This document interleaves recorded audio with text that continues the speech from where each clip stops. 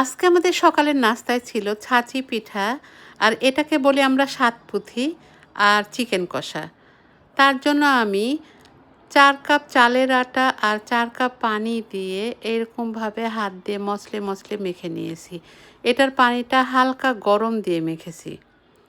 এবার পিঠা বানানোর প্যানগুলোতে আমি একটু, একটু করে অলিভ অয়েল দিয়ে টিস্যু দিয়ে আমি এগুলা মুছে নিয়েছি। এবার আটাটা একটা মগের মধ্যে ঢেলে এই তো এইভাবে সবগুলো বানিয়ে নিয়েছি।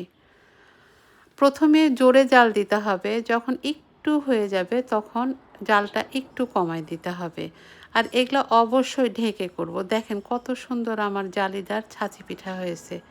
এটা অনেক মজা লাগে খেতে।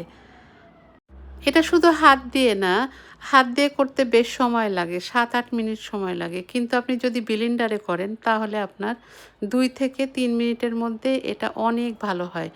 আর হাতের থেকে ব্লেন্ডারে যদি আপনারা এটা ব্লেন্ড করে নেন তাহলে আরও বেশি ফুলবে।